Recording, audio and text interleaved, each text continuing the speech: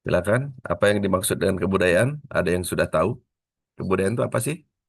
Menurut Anda sebagai mahasiswa selama ini, pengertian Anda terkait dengan kebudayaan itu apa sih? Silakan.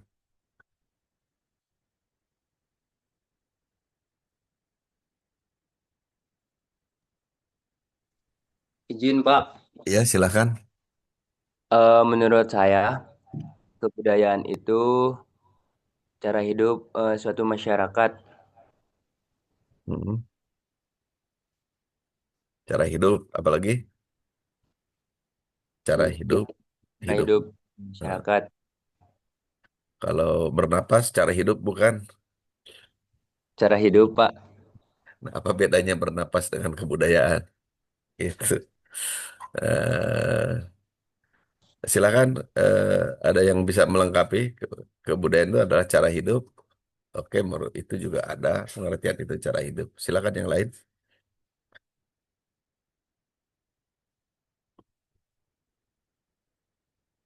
Mungkin ada yang ini menyampaikan tidak perlu takut salah gitu ya. Semuanya boleh menyampaikan pendapat gitu ya. Tidak perlu takut salah. Ada? Kalau tidak ada kita bahas bersama. Jadi betul kebudayaan tadi merupakan cara hidup, tetapi kebudayaan itu sebetulnya lebih kepada walaupun disebut sebagai cara hidup, tapi itu lebih kepada cara atau strategi mempertahankan hidup, strategi manusia itu bagaimana caranya bertahan hidup di lingkungan alamnya gitu ya. Misalnya terkait dengan pakaian itu adalah merupakan juga strategi cara hidup atau bertahan dari suhu udara yang dingin ataupun yang hangat ataupun yang panas. Maka nanti pakaian itu pun berbeda-beda menurut lingkungan alamnya masing-masing. Misalnya di daerah Eropa atau daerah yang dekat kutub sana tentu pakaiannya tidak akan setipis pakaian orang Asia. Pakaian orang Eropa itu nanti banyak menggunakan pakaian yang lebih tebal gitu ya untuk menahan dingin gitu. Jadi mempertahankan hidup dari udara dingin menggunakan pakaian tebal. Nah, begitu juga nanti pakaian itu berbeda dengan pakaian kita di Asia, di daerah Khatulistiwa Asia ini, pakaiannya lebih tipis gitu ya. Walaupun ada juga pakaian-pakaian yang misalnya lengan panjang atau baju panjang dan sebagainya, tetapi tidak akan setebal bajunya orang-orang Eropa gitu ya, orang-orang yang tinggal di daerah cuaca yang dingin gitu. Jadi berbeda gitu pakaiannya. Kemudian walaupun sama-sama panas, khatulistiwa misalnya kita di daerah sini di Asia, kemudian juga khatulistiwa itu kan sampai daerah Jazirah Arab sana, Arab Saudi sana itu juga berbeda pakaiannya gitu. Pakaian di Arab Saudi justru pakaiannya lebih menutup, baik pria maupun wanita bahkan menggunakan 3 lapis pakaian untuk menahan hawa panas gitu ya. Jadi kondisi panasnya, alam panasnya di daerah Jazirah gurun itu dengan di daerah Asia itu ternyata berbeda gitu ya. Nah, pakaian-pakaian itu adalah menunjukkan juga cara atau strategi manusia untuk bertahan hidup atau menyesuaikan diri dengan kondisi alam. Di Afrika lain lagi cara pakaiannya seperti itu ya. Nah, itu terkait dengan pakaian. Kemudian juga makanan, makanan yang dimakan itu pun merupakan strategi dari manusia dalam mempertahankan hidup atau berinteraksi dengan lingkungannya. Makanan orang-orang Asia umumnya makan karbohidrat. Karbohidratnya bersumber dari tanaman padi gitu ya. Padi yang ditanam di sawah yang berair seperti rawa seperti itu, sawah dikelola kemudian diolah sehingga bisa menghasilkan makanan yang berkarbohidrat tinggi gitu ya. Nah, sama-sama karbohidrat, tetapi misalnya untuk daerah-daerah yang cuacanya lebih dingin atau mengalami 4 musim, gitu, sama karbohidrat, tapi karbohidratnya sumbernya tidak dari padi, Karbohidratnya sumbernya dari gandum misalnya, sehingga di gandum diolah dibuat roti dan sebagainya. Jadi berbeda-beda. Jadi hubungan antara kebudayaan dengan kondisi alam itu adalah merupakan strategi seperti yang disebutkan tadi, merupakan cara hidup, betul, merupakan cara hidup, tapi merupakan strategi gitu ya.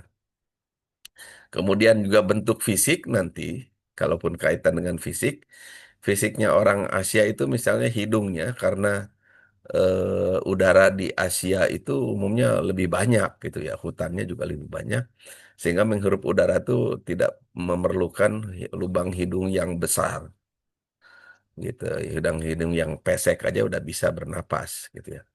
Berbeda dengan orang-orang Eropa atau orang-orang yang hidup di 4 musim, di mana udara itu lebih tipis atau lebih sedikit dibandingkan dengan Asia, maka mereka memerlukan lubang hidung yang lebih besar dan hidung yang mancung seperti itu. Jadi bentuk fisik pun merupakan penyesuaian terhadap kondisi kondisi alam gitu ya. Nah, jadi ini merupakan evolusi, bentuk fisik itu merupakan evolusi. Karena kalau pada dasarnya kan manusia tuh tadinya satu gitu ya, sumbernya satu, semuanya anak anak Adam dan Hawa gitu. Kalau kita percaya kepada wahyu gitu ya, itu sumbernya satu. Kemudian berketurunan tuh berpisah, menyebar ke seluruh muka bumi dan itu menyesuaikan diri, berevolusi menyesuaikan dengan kondisi lingkungannya. Nah, kemudian cara hidup itu kan tidak hanya tadi apa itu berpakaian gitu ya, tetapi juga cara eh, mengolah alam seperti tadi bertani, mengolah pertanian itu kan membentuk atau membuat alat-alat yang disesuaikan dengan kondisi alam. Kalau cangkulnya untuk mencangkul sawah gitu, membajak sawah kan alat-alatnya berbeda dengan alat-alat yang digunakan untuk mencangkul, sama-sama mencangkul tapi misalnya itu bukan di sawah tapi di tanah kering. Itu kan berbeda, jadi penyesuaian yang berbeda. Alat-alat untuk berburu misalnya itu kan disesuaikan juga dengan kondisi lingkungan seperti itu. Nah, cara-cara hidup itu, cara-cara hidup yang tadi itu dicatat oleh manusia karena manusia seperti pada pembahasan sebelumnya, manusia itu mempunyai kemampuan bahasa, kemampuan menulis, ya, kemampuan mencatat. Jadi sehingga pengetahuan dan cara-cara hidup yang ditemukan itu kemudian dicatat dan diwariskan kepada generasi generasi selanjutnya. Jadi cara-cara untuk bertahan di generasi selanjutnya. Itu melalui apa ya? Salah satunya melalui lembaga pendidikan, diwariskan atau dilakukan, dilestarikan melalui lembaga pendidikan. Jadi pendidikan itu adalah merupakan salah satunya memiliki fungsi pelestarian terhadap nilai-nilai, baik itu nilai agama maupun terhadap tata cara kehidupan, tata cara hidup yang disesuaikan dengan lingkungannya gitu. Jadi seperti di Banten tuh nanti selain nilai-nilai agama gitu ya, saya kayak di Baduy itu mereka juga menanamkan nilai-nilai hubungan antara manusia dengan alam. Jadi bagaimana hubungan dengan alam, bagaimana memperlakukan alam gitu ya. Itu harus harus diwariskan dari generasi ke generasi gitu ya. Nah, kalau itu tidak diwariskan nanti manusia belajar dari nol lagi dan dari nol lagi gitu. Jadi tidak akan mengalami banyak banyak kemajuan seperti itu. Oke, jadi itu adalah fungsi fungsi pendidikan. Jadi fungsi pendidikan itu antara lain itu tadi melestarikan. Tapi fungsinya itu tidak sekedar melestarikan fungsi pendidikan. Karena di dalam pendidikan juga nanti ada fungsi pengembangan gitu ya. Pengembangan apalagi terkait dengan misalnya pendidikan tinggi. Untuk terkait dengan teknologi misalnya di Institut Teknologi Bandung ataupun di perguruan tinggi lainnya itu cara-cara hidup tadi untuk mengelola alam itu dikembangkan teknologinya. Teknologi pertanian tidak hanya nanti sebatas cangkul, bajak yang bajak eh, alat membajak sawah yang dibantu dengan tenaga kerbau atau sapi gitu ya. Tetapi kemudian dikembangkan di pusat-pusat pendidikan dan penelitian itu menjadi alat-alat menggunakan mesin. Misalnya ada alat pembajak sawah menggunakan mesin diesel gitu dan sebagainya. Ada alat misalnya kalau di Jawa Barat tuh di kampung itu setelah panen untuk memisahkan butir padi dari tangkainya itu menggunakan papan yang dibentuk sedemikian, kemudian dipukul-pukulkan padi-padi itu sehingga bulir-bulirnya terpisah gitu ya. Itu kalau istilahnya, kalau nggak salah dulu tuh namanya ngagebot, nggak tahu di Sukabumi apa sama namanya ngagebot.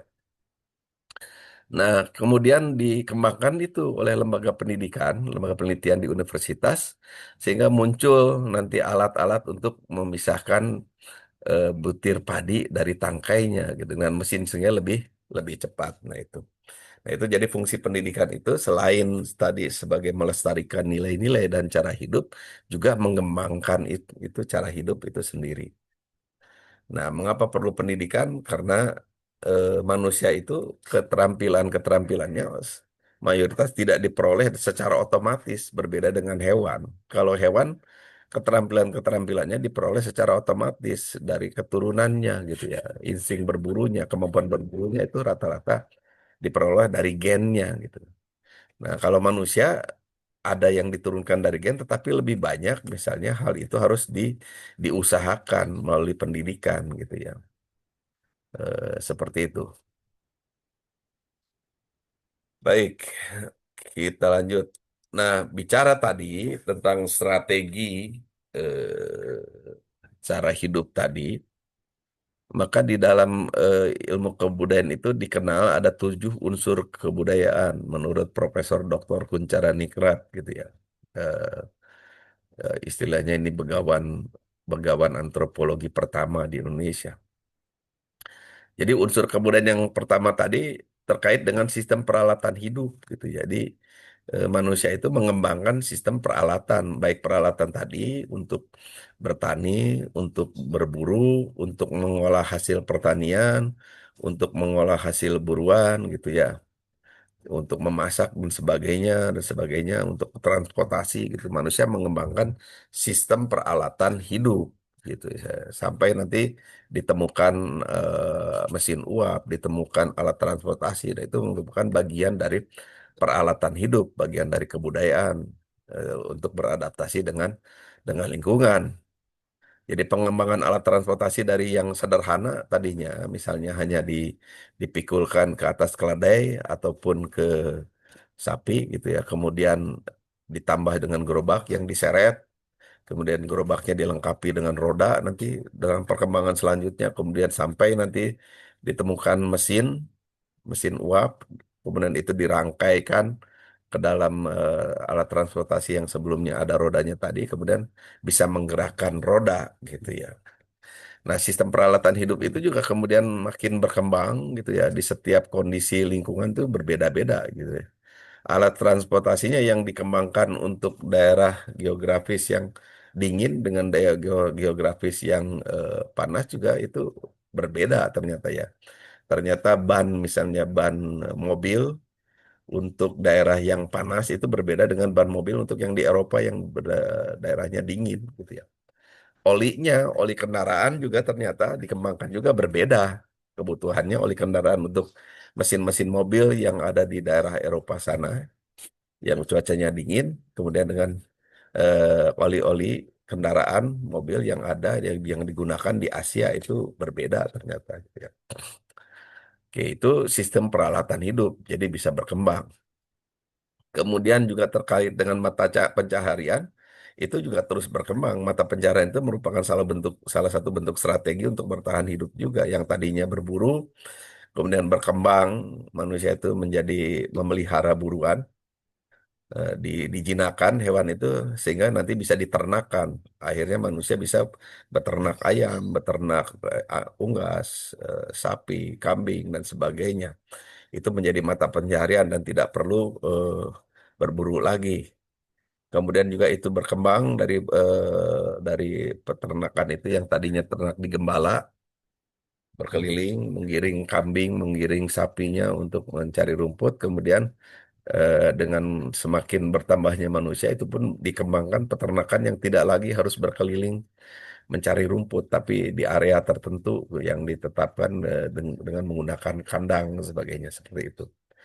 Nah, itu mata pencarian pun terus berkembang gitu ya. Tidak hanya pada level kemudian level yang lebih tinggi, mata pencaharian itu berubah. Tidak hanya lagi ada orang bergantung pada bertani, berburu, ataupun beternak.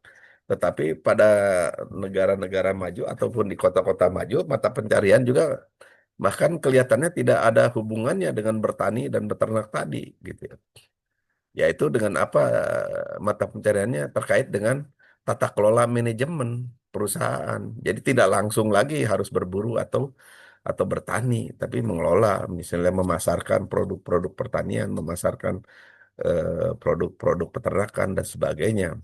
Tapi nanti bidangnya bidang bidang manajemen. Karena itu jadi makin berkembang gitu ya. Jadi orang itu tidak harus selalu jadi petani, makin tinggi gitu ya teknologi yang dikembangkan, makin tinggi cara hidup gitu ya. Bertahan itu mata pencarian pun jadi beragam gitu. Tidak hanya petani, eh, tidak hanya pedagang dan sebagainya. Bahkan sekarang mata pencarian itu kan berkembang lagi dengan teknologi internet dan sebagainya. Pengembangan aplikasi-aplikasi itu juga bisa menjadi mata pencaharian gitu ya. Nah, karena berkembangnya tadi sistem mata pencaharian tadi dan sistem alat-alat tadi, maka itu diperlukan lembaga pendidikan untuk menyiapkan manusia-manusia yang dapat menggunakan alat-alat itu tadi, yang dapat mengembangkan alat-alat itu untuk bertahan hidup gitu ya. Nah, fungsi itu ya adanya di lembaga pendidikan. Oke, unsur yang ketiga adalah seni. Jadi seni itu merupakan satu unsur dari sekian unsur kebudayaan. Jadi kalau orang menyebutnya dia saya sebagai ahli budaya, tetapi sebetulnya bukan ahli budaya, cuma tukang main calung aja gitu, ahli main calung, ahli main apa itu karawitan, itu bukan bukan ahli budaya sebetulnya, ahli seni misalnya. Jadi seniman gitu, artis. Jadi artis itu berbeda dengan budayawan. Kalau budayawan itu nanti bicaranya terkait dengan inilah ini yang apa yang tujuh tujuh unsur budaya ini. Sedangkan seni itu merupakan satu saja dari unsur budaya gitu ya. Tetapi dari satu unsur saja nanti sudah bisa melahirkan beberapa profesor, beberapa doktor. Ya seni itu kan dikembangkan lagi. Bukan sekedar seni karawitan, dan banyak seni ya. Seni rupa dan sebagainya. Itu juga merupakan salah satu unsur kebudayaan dan perkembangan kebudayaan. Nah, pelestarian seni ini juga diperlukan eh, diperlukan lembaga khusus untuk melestarikan seni, yaitu ya melalui lembaga lembaga pendidikan.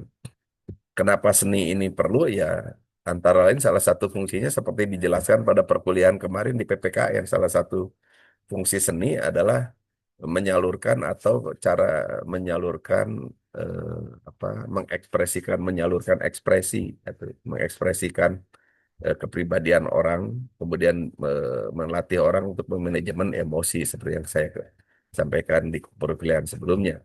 Nah, itu seni.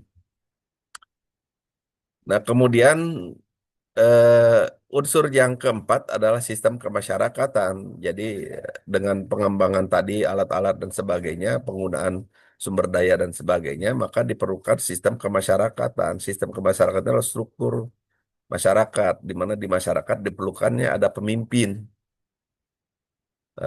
ada kepala desa, ada kecamat, ada bupati dan sebagainya. Untuk apa? Untuk mengatur kehidupan manusia, diatur supaya karena setiap manusia punya hak gitu ya, punya hak untuk hidup, punya hak untuk mencari nafkah dan sebagainya. Dalam upaya mencapai hak itu ya supaya tidak saling berbenturan, perlu diatur gitu supaya tidak saling berbenturan, supaya tidak terjadi anarkis gitu ya. Maka dibuat sistem sistem kemasyarakatan. Sistem kemasyarakatan itu mengatur hubungan manusia dengan manusia, eh, kelompok manusia dengan kelompok manusia, bangsa dengan bangsa lain seperti itu. Jadi itu dibentuk sistem kemasyarakatan gitu ya. Nah, unsur yang kelima adalah bahasa. Ini unsur bahasa ini merupakan budaya juga, merupakan unsur budaya. Dengan bahasa tadi, sistem peralatan, mata pencarian, seni, sistem kemasyarakatan itu bisa dilestarikan. bisa dicatat karena salah satu kemampuan manusia pada pembahasan yang dulu di perkuliahan sebelumnya bahwa kemampuan manusia itu kemampuan berbahasa, baik itu bahasa lisan maupun bahasa tertulis. Terutama kemampuan manusia itu yang membedakan dari makhluk lain atau dari hewan itu adalah kemampuan bahasa tertulis gitu ya. Itu yang paling membedakan. Karena hewan itu tidak ada yang bisa menulis gitu makhluk lain.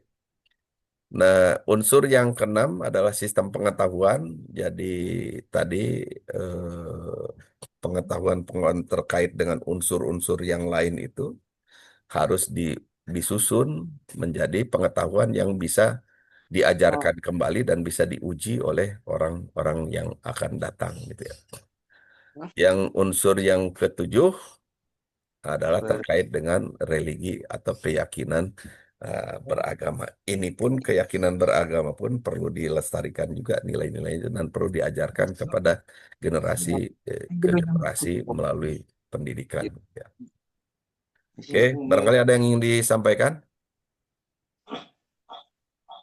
Silakan, Yosa, udah buka mic.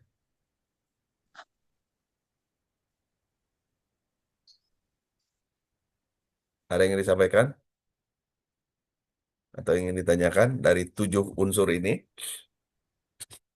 bicara unsur kebudayaan.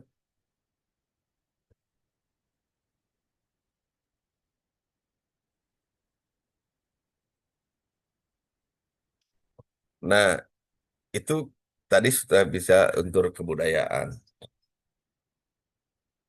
Kita kembali kepada konsep pendidikan nasional. Tadi jadi fungsi dari pendidikan itu adalah melestarikan budaya ya. Jadi dalam konsep pendidikan nasional pun mengandung pemikiran terkait untuk melestarikan warisan budaya bangsa, yaitu dengan menempatkan Pancasila dan Konstitusi Negara Kesatuan Republik Indonesia yang berakar pada nilai-nilai agama dan kebudayaan nasional Indonesia sebagai titik pijaknya gitu ya. Jadi kembali pada tadi Undang-Undang Sistem Pendidikan Nasional gitu ya. Kemudian kedua, pendidikan nasional berdasarkan Pancasila dan Undang-Undang Dasar 45 mengandung sifat atau karakter yang tanggap terhadap tuntutan perubahan zaman. Nah, ini eh, apa berkaitan dengan pembahasan kita di PPKN kemarin. Oke, nah menurut Ki Hajar Dewantara dalam mengenai pendidikan, jadi menurut beliau pendidikan itu sebagai usaha pembudayaan yang tidak hanya menuntut pelestarian tetapi juga pengembangan secara terus-menerus dari generasi ke generasi. Jadi seperti yang sudah saya jelaskan tadi, tidak hanya melestarikan tadi tata cara hidup, melestarikan alat-alat hidup gitu ya, seperti alat bertani dan sebagainya. Tetapi itu kemudian perlu dikembangkan sehingga alat pertanian tadi seperti yang saya jelaskan tadi tidak hanya terpaku atau berhenti pada alat cangkul, alat bajak saja yang secara manual menggunakan alat bajak seperti bajak kemudian dibantu dengan kerbau, tapi kemudian dikembangkan supaya lebih efisien dan supaya lebih efektif alat bajak itu dikembangkan menjadi tenaga mesin diesel misalnya seperti itu. Kemudian juga cara cara tanam padi, cara tanam jagung, cara tanam karet dan sebagainya, cara tanam sawit dan semuanya dikembangkan sehingga menjadi lebih efisien. Dulu itu kalau zaman saya kecil itu padi itu ditanam itu panennya hanya setahun sekali ya, zaman saya kecil itu. Jadi setahun sekali baru panen gitu. Kemudian dikembangkan itu oleh IPB Institut Pertanian Bogor sehingga padi itu bisa panen dua kali. Ada bibit padi yang bisa panen setahun itu dua kali. Kemudian dikembangkan lagi teknologi pengembangan bibit padi sehingga padi itu umurnya pendek bisa panen setahun itu sampai tiga kali gitu ya. Dan beda dulu itu kelihatan banget kalau kita padi yang panennya satu tahun sekali itu tinggi-tinggi gitu ya. Hampir 1 meter tingginya itu. Tetapi sekarang kalau padi-padi yang panennya eh, setahun itu tiga kali, itu 3-4 bulan sekali panen itu lebih pendek gitu ya Pak tingginya gitu ya. Nah, Seperti itu. Jadi dari generasi ke generasi terus terus dikembangkan. Nah, di pendidikan dipandang sebagai proses budaya yang melibatkan reproduksi budaya, melestarikan budaya dan memproduksi budaya. Jadi reproduksi budaya. Jadi eh, cara-cara hidup tadi yang disebutkan oleh teman Anda tadi, budaya sebagai cara hidup itu direproduksi kembali gitu, didaur ulang gitu ya. Didaur ulang. Jadi bentuk budayanya mungkin masih ada sebagian besar masih sama, tetapi kemudian direproduksi artinya berkembang, ada yang berubah, ada yang berkembang di dalam tata cara hidup manusia itu. Ya, itu namanya reproduksi misalnya. Dalam tata cara hubungan manusia dengan manusia pun berkembang juga gitu ya. Itu namanya reproduksi. Dalam cara berpakaian misalnya itu juga berkembang juga, itu namanya reproduksi budaya gitu ya. Nah, dulu itu pakaian itu betul-betul hanya sebagai alat untuk bertahan hidup misalnya terhadap terhadap apa istilahnya terhadap alam gitu yang dingin ataupun yang panas gitu. Tapi kemudian eh, direproduksi pakaian itu sekarang tidak hanya sebagai alat untuk menutupi tubuh, untuk berlindung dari panas, tidak. Tetapi sekarang juga pakaian berfungsi sebagai menjadi modis gitu ya, menjadi ajang untuk pamer, pamer kekayaan dan sebagainya. Jadi tidak sekedar untuk menutupi tubuh gitu seperti itu. Nah, jadi makna pendidikan itu erat kaitan dengan membangun budaya jiwa yakni cipta, rasa, dan karsa. Jadi cipta itu tadi menciptakan, mengembangkan budaya yang ada, rasa itu tadi mengembangkan sehingga budaya itu tadi fungsinya tidak hanya sekedar untuk memenuhi kebutuhan fisik, tapi juga memenuhi kebutuhan rasa tadi, seni dan sebagainya. Karsa itu nanti terus dikembangkan gitu ya produk-produknya, gitu, karya-karyanya. Oke, sampai di sini ada yang ingin didiskusikan atau Anda tanyakan atau Anda lengkapi dari apa yang saya uraikan tadi?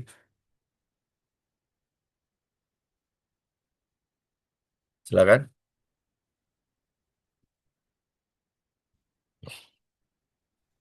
Izin Pak bertanya, Ya, silakan Mustafa. kalau misalkan aturan di kampus itu termasuk kebudayaan atau bukan ya Pak? Ya, aturan di kampus itu termasuk bagian dari kebudayaan karena aturan itu digunakan untuk mengatur hubungan antara misalnya antara mahasiswa dengan dosen, hubungan antara mahasiswa dengan bagian administratif gitu, hubungan antara dosen dengan dosen, hubungan antara dosen dengan kaprodi, hubungan antara kaprodi dengan ketua STKIP, hubungan antara ketua STKIP dengan yayasan, dewan yayasan dan sebagainya. Jadi aturan-aturan itu merupakan budaya kampus, merupakan salah satu unsur budaya kampus. Dan aturan-aturan kampus itu kan terus berkembang. Dulu barangkali waktu STKIP ini berdiri, mungkin aturannya tidak serumit sekarang. Mungkin boleh jadi lebih sederhana gitu ya aturannya. Tetapi kemudian dengan bertambahnya jumlah mahasiswa, bertambahnya prodi, gitu aturan itu menjadi menjadi lebih lebih kompleks gitu, lebih lebih rumit. Termasuk juga dengan dosen-dosen gitu. Zaman dulu, zaman saya masih mahasiswa itu, dosen itu tidak harus S2, dosen itu S1 aja sudah cukup gitu ya. Untuk mengajar tuh S1 sudah cukup. Kemudian dengan perkembangan berikutnya aturan itu berubah. Dosen itu masa bedanya cuma satu level dengan mahasiswa S1. Jadi harus berbeda level. Maka dosen, standar dosen misalnya digunakan harus S2 gitu dan seterusnya. Nah, seperti itu. Jadi aturan di kampus itu merupakan budaya dan itu bisa terus berubah. Dan warga kampus gitu sebagai merupakan warga budaya kampus juga boleh mengusulkan perubahan sekiranya kalau aturan-aturan itu dianggap sudah tidak apalah tidak update, tidak up to date, tidak lagi misalnya mendukung kebutuhan warga kampus, misalnya seperti itu. Nah, itu ya saya kira. Ya Pak, terima kasih Pak. Oke, baik. Yang lainnya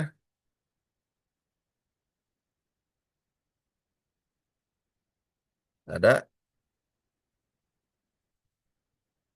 Nah, terkait dengan budaya ini juga nanti ada budaya aturan itu kan ada aturan yang tertulis tadi eh, di kampus itu ada yang secara tertulis, ada juga aturan-aturan yang tidak tertulis gitu.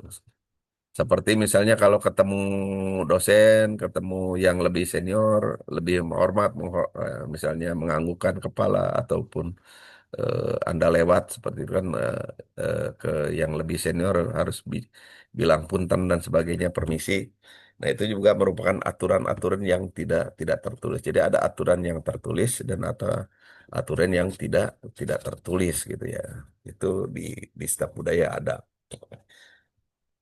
Baik, slide berikutnya. Nah, kalau menurut Irwan Abdullah itu menjelaskan terkait dengan proses reproduksi kebudayaan tadi. Jadi reproduksi kebudayaan merupakan sebuah proses yang aktif menegaskan tentang keberadaan sebuah kebudayaan dalam kehidupan, sehingga hal ini menjadikan kelompok yang memiliki latar belakang kebudayaan berbeda harus beradaptasi gitu. Jadi reproduksi ini ya merupakan adaptasi, jadi perubahan kebudayaan tadi, ada persentuhan antara budayaan yang ada dengan budaya yang masuk, itu kemudian muncul yang kita sebut dengan akulturasi tadi, yaitu merupakan bentuk dari reproduksi, cara bertahan gitu ya. Ataupun juga cara budaya yang masuk itu bertahan juga, jadi sama-sama bertahan budaya yang ada itu bertahan, bagaimana caranya supaya bertahan, supaya tidak hilang. Kemudian budaya yang masuk juga supaya masuk tidak ditolak, gitu, seperti itu. Misalnya itu seperti masuknya agama Islam ke ke wilayah Nusantara ini yang sudah didahului dulu masuknya agama Buddha dan agama Hindu, ya. Nah, supaya tidak ditolak itu bagaimana caranya? Nah, itu dijelaskan juga dari sejarah Wali Songo. Wali Songo kemudian membawa agama Islam itu tidak dengan langsung bawa dalil Quran dan hadis gitu ya, berdebat tentang hadis tidak, tapi melalui budaya misalnya melalui gamelan, melalui wayang dan sebagainya itu dikembangkan oleh oleh Wali Songo seperti itu. Sehingga Islam tidak ditolak dan budaya setempat pun misalnya bisa menyesuaikan diri gitu ya, sehingga budaya-budaya yang warisan agama Hindu dan Buddha itu tidak tidak serta-merta kemudian menjadi hilang gitu ya. Buktinya apa? Itu buktinya di masjid itu ada beduk itu kan sebetulnya bukan dari Islam. Beduk itu kan datangnya dari budaya yang sebelumnya sudah ada di kita. Jadi ada dari kebiasaan agama Buddha, kebiasaan agama Hindu. Kan kalau kita lihat di Buddha itu di kuil soil solin itu ada yang membunyikan lonceng, juga ada yang menggunakan beduk gitu ya. Jadi beduk itu sudah menjadi budaya Indonesia gitu ya. Sehingga beduk tidak hilang, tapi agama Islam bisa masuk. Seperti itu merupakan salah satu bentuk reproduksi budaya, salah satu bentuk dari strategi budaya saling mempertahankan dan saling supaya bisa masuk. Jadi agama Islam masuk, tetapi budaya itu tidak hilang seperti itu.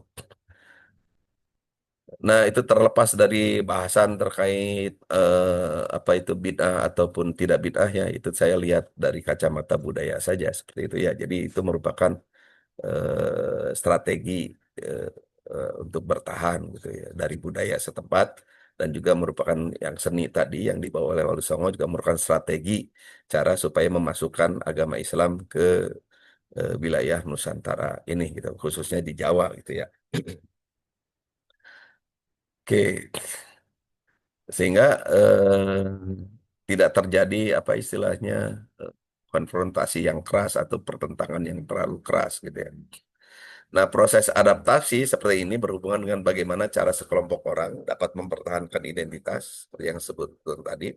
Jadi budaya orang Indonesianya, budaya Sundanya tidak hilang, gitu ya. Jadi walaupun agama Islam masuk, budaya Sunda itu nggak hilang, kan tidak jadi berubah. Sebutannya kan tetap aja Anda menyebut, memanggil ibu bapak Anda mama, emak, bapak, mama, bapak, gitu ya. Abah dan sebagainya tidak diganti misalnya menjadi Umi, menjadi apalagi menjadi Abi misal seperti itu yang sederhananya itu jadi budaya itu tidak hilang gitu ya, cara berperilakunya sopan santunnya orang Sunda kan tidak hilang, tidak berubah menjadi cara sopan santunnya orang Arab kan tidak, karena Islam itu atau agama Islam masuk itu kan bukan budaya Arab tapi terkait dengan keyakinan. Jadi budaya sopan santun itu kan masing-masing. Orang Arab punya budaya sopan santun sendiri, orang Indonesia, orang Sunda juga punya budaya santun sopan santun tersendiri gitu kan, berbeda gitu. Walaupun sama-sama Islam kan beda gitu ya. Kalau rengkuhnya orang Sunda dan rengkuhnya orang-orang Arab kan beda gitu ya. Walaupun sama-sama agama Islam, artinya apa? Ada budaya yang identitas kelompoknya itu tidak hilang atau bisa dipertahankan. Jadi identitas orang Sunda tetap bisa bertahan walaupun beragama Islam. Identitas orang Jawa tetap bisa bertahan walaupun agamanya berubah menjadi agama Islam gitu. Dan sebagainya, bukan cuma Jawa saja, termasuk di Sumatera, di Kalimantan dan sebagainya. Seharusnya identitas pribadinya sebagai orang Sunda, orang Dayak, orang Papua, orang Lombok itu tidak hilang walaupun kemudian berkeyakinan menjadi agama Islam seperti itu. Jadi ya, oke, sampai situ ada yang ingin Anda diskusikan atau Anda sampaikan atau Anda lengkapi terkait dengan apa yang saya sampaikan?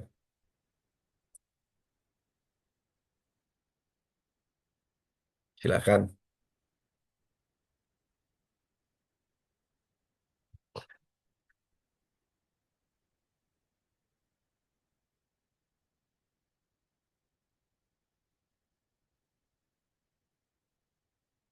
Kalau tidak ada, ini ada teori dari sosiolog Prancis, Pierre Bourdieu. Beliau mengatakan proses reproduksi budaya itu tidak akan lepas dari konsep habitus. Jadi ada modal dan ranah atau lebih dikenal dengan nama teori praktik sosial. Bourdieu memiliki sebuah rumus yaitu habitus kali modal ditambah arena menjadi praktek. Dalam rumus tersebut, Bourdieu memberikan sebuah konsep kunci yang bisa digunakan sebagai cara untuk mendalami hubungan antara agen dan agensi dan untuk mendamaikan pertikaian antara objektivisme dan subjektivisme, yaitu sebuah konsep habitus dengan komposisi dan konfigurasi kepemilikan atas modal atau sumber daya kapital dan ranah. Nah, ini eh, karena konsep ini berkembang di masyarakat kapitalis yang tentu mereka bicara tentang kapital. Tapi pada intinya bahwa karena disebut habitut atau istilahnya habitat itu ya, itu terkait dengan reproduksi, terkait dengan pendidikan. Reproduksi itu melestarikan atau menyampaikan, mewariskan nilai-nilai agama, nilai-nilai budaya yang sebelumnya kepada generasi selanjutnya. Nah, eh, mewariskan itu tidak hanya dalam bentuk transfer pengetahuan saja gitu ya. Misalnya terkait sopan santun, Anda nulis sopan santun, Anda nulis bahasa dan sebagainya, cara berperilaku sopan santun. Itu namanya transfer pengetahuan. Tetapi perlu adanya habitus, itu pembentukan lingkungan, jadi pembiasaan gitu. Jadi anak-anak itu tidak akan berubah.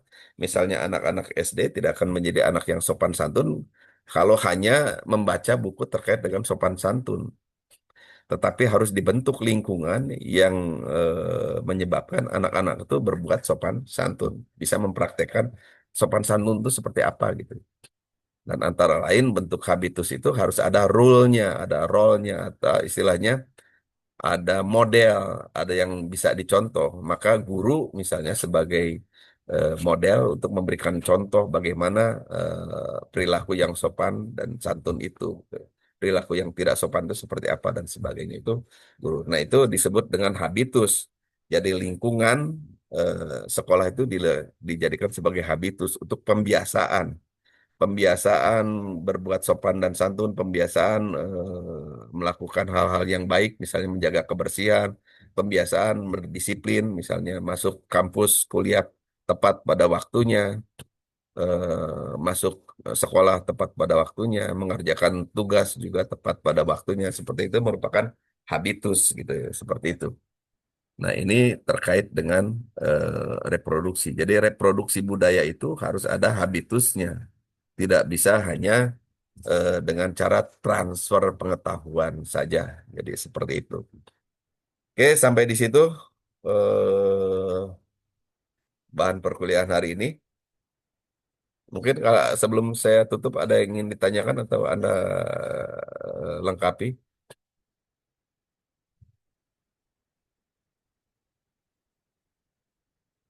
silakan. Atau sudah cukup?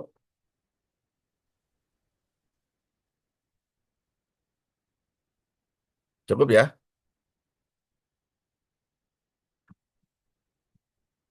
Oke, kalau tidak ada pertanyaan lagi, kita tutup perkuliahan ini dengan bacaan Alhamdulillahirabbil alamin.